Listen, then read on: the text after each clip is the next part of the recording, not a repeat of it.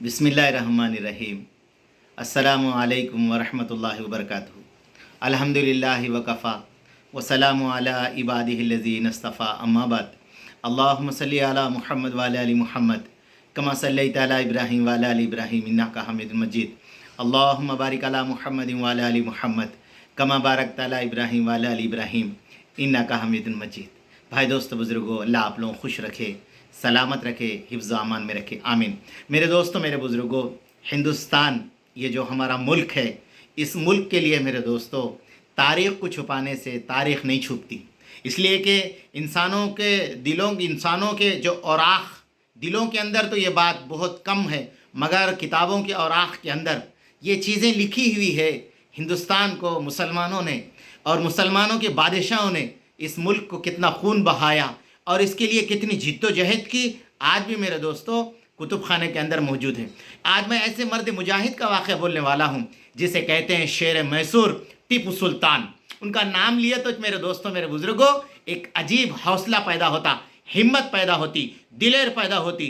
आखिरी वक्त दुनिया से जा रहे तो उस वक़्त उनके एक अल्फाज सोने के पानी से लिखे हुए आपको दुनिया में मिलेंगे। फरमाया 100 साल की गीदड़ की ज़िंदगी से एक दिन की शेर की ज़िंदगी अच्छी है। फरमाया तो मेरे दोस्तों, फरमाया वो कहाँ के रहने वाले थे? तो मेरे दोस्तों, मेरे बुज़ुर्गों, उनके बाबा का नाम था हैदर अली।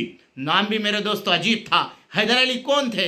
हज़रत अली रज़ी अल्लाह तआला अन्हु का नाम, इनका नाम था हैदर अली। और मेरे दोस्तों, टीपू सुल्तान को कहते शेर मैसूर, शेर मैसूर। और मेरे दोस्तों, मेरे बुज़ुर्गों, फरमाया उनकी ज़िंदगी, टीपू सुल्तान शहीद रहमतुल्लाह अलैह सच्चे हुब्बुल वतन थे। हमें सर्टिफिकेट दिखाने की ज़रूरत नहीं है। एक बादशाह को मेरे दोस्तों ये कह रहे हैं कि तुम्हें सर्टिफिकेट दिखाओ कि तुम हिंदुस्तानी हो, हुब्बुल वतन हो, और तमाम तबक़ात के लोगों के साथ अदल और इंसाफ के साथ रहते थे। बादशाह थे, इनके दरबार में सब मज़हब के मुताबिक अमल करना मुकम्मल आज़ादी थी और साथ ही साथ शरीयत के हर हुक्म पर अमल करते थे। इनके अंदर इस्लामी माशरे का क़याम पर पूरा जज्बा था और तक़वा, परहेज़गारी, शर्म और हया, नमाज रोज़े की पाबंदी, तहज्जुद की अदाई का बड़ा अहतमाम था। दीनी उलूम में बड़ी महारत हासिल की थी। बादशाह होने के बावजूद बहुत सारी किताबें उन्होंने लिखी है। श्रीरंगपटना में दीनी असली तालीम के लिए जामिउल उमूर नामी एक यूनिवर्सिटी क़ायम की। नीज़ अहले इल्म हर मस्जिद में बच्चों को तालीम के लिए दीनी मदारिस का क़ायम करने का हुक्म दिया। जब इन्होंने मैसूर को जामे मस्जिद तामीर की, मैसूर के अंदर जामे मस्जिद तामीर की, तो मुल्क के बड़े बड़े उलमा मशाइख मौजूद थे। फरमाया इस मस्जिद की इफ्तिताह वो शख्स करे जिसकी एक फ़र्ज़ भी ख़ज़ाना हो, नमाज। अल्लाहु अकबर।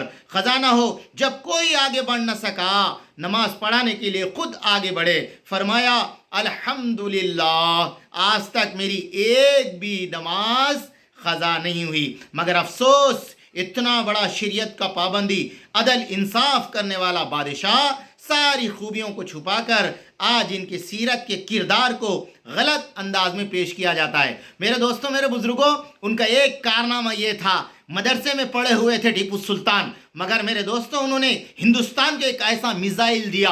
वो मिसाइल मेरे दोस्तों फरमाया 6 किलोमीटर तक मारता था। 6 किलोमीटर तक। ब्रिटिश हुकूमत जब उनको मारने के बाद मेरे दोस्तों वो मिसाइल को फरमाया ब्रिटिश को लेके गए, वहाँ जाके कोशिश कर रहे, मगर मेरे दोस्तों वो चल नहीं रहा था।